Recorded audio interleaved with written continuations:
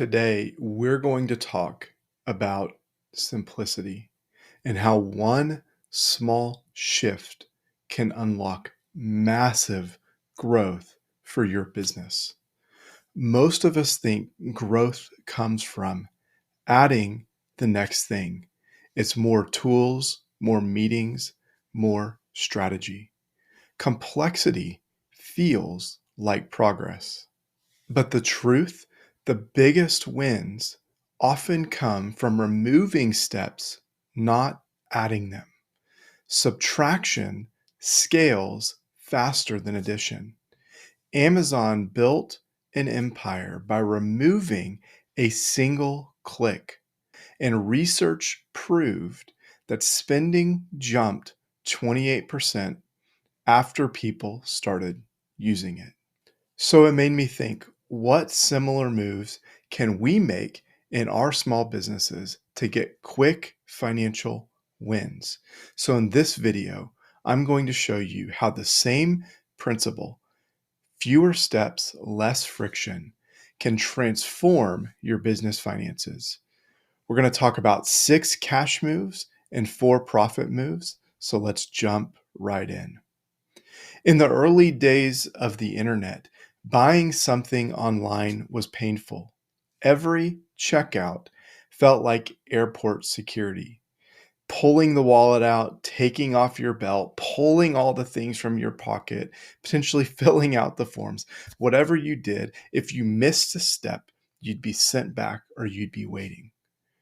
This is what online transactions felt like. It felt cumbersome. We didn't trust it. We didn't like it. But then Amazon did something radical. They didn't add another page. They didn't make you step through all these hoops. They removed steps. They introduced one-click ordering. And it was so obvious after the fact that you almost felt dumb for not finding it yourself. You save your info once, all your information is saved for the future. It made it faster, easier, safer, and dramatically more profitable for the businesses that implemented it. That one subtraction changed everything. Simplicity wasn't just a design choice, it became a competitive advantage. So, what are the financial levers that we can pull to get easy wins in our businesses that pay off for years to come? Let's first talk about cash. The first cash lever you can pull is to invoice immediately when the work is done. I've seen too many businesses hold on to invoices until the end of the month, until a specific date, and only invoice it at that time. If you're waiting until the 10th to invoice for the previous month and you're on 30-day terms, that item or that sale that happened on the 15th of the month, you've now taken 15 days to invoice, 10 days in the next month. So you now have 25 days plus another 30 days. You have 55-day lag between completion and receiving that cash. If you now invoice that immediately on the 15th, you now only have a 30-day lag. You've gained back 25 days. For a growing business, that cash gain back can be huge for continued scaling. Next, we want to collect our money more quickly. We just mentioned that 30-day term, but have you ever asked, is there a way for me to collect more quickly? Can I offer a discount for early payment? In reality, that discount, maybe we're actually marking things up and then the discount is just the previous price. That's a story for another day. It could be people have to prepay for the whole thing. It could be a deposit. It could even be auto billing. Could be automatically when you sign the contract, completion means that they immediately get billed. If you've gone about your business and you've always done payment the same way and never considered how you could do it differently, this might be an opportunity for you. Next, we can shorten our payment terms.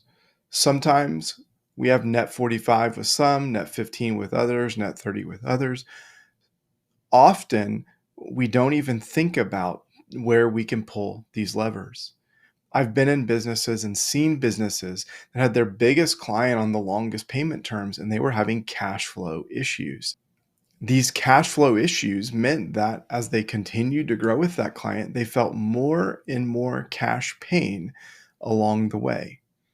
But if instead they had negotiated shorter terms or potentially required more money to get those longer terms, they could have completely transformed the way their business operated. Instead, they accepted what had always been, and they were continuously struggling to make that next payroll and next payroll and next payroll. Next, we want to make it easy for people to pay. Add ACH or credit card options for people. Quit only accepting physical checks. Send payment links, and then set up auto payment where it is appropriate. Auto payment, meaning they sign the contract, auto pay on completion, as I mentioned before, is a game changer for businesses that can implement that in the right way. And then last, follow up automatically with invoices that are outstanding. I can't tell you how many businesses I've gone to and talked to and asked them about their AR policy. And they said, well, Joe Bob over here just hasn't paid. And then the first question I always ask is, has you talked to them? And most often the answer is no. Part of this is the human nature of us to not want to confront, but we can get around some of that human nature if we just implement some automated systems that remind people when their payment has not been received. And then a bonus for this is we want to set up distribution rules. So every owner pulls money out of the business at some point, whether that's taxes or personal.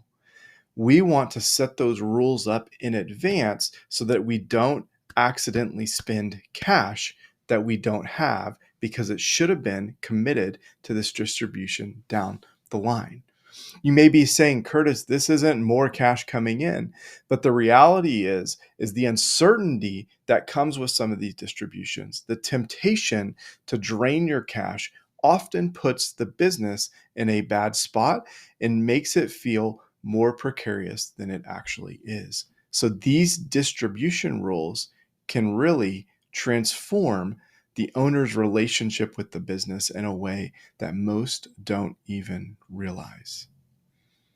These should boost your cash balances and get you sleeping a little more soundly at night. But what about our profits? How can we transform our profits? How can we do the one-click transformation of our profits, and what levers can we pull?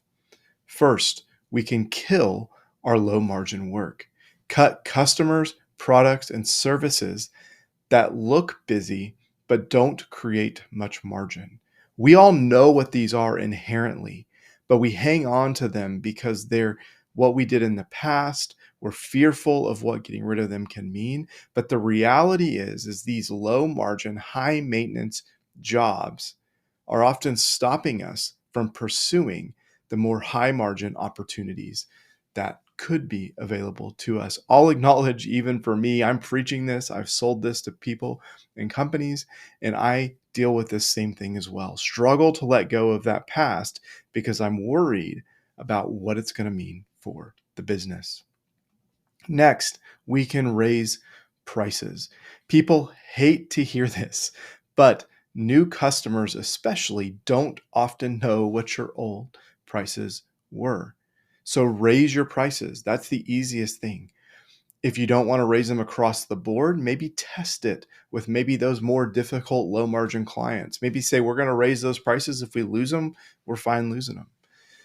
This is something that is often overlooked, easy to think it's going to be hard and just ignore it for the future. But you can do little things that slowly raise the bar and slowly increase those profits. The reality is, when you raise prices consistently, those prices go to cover cost increases.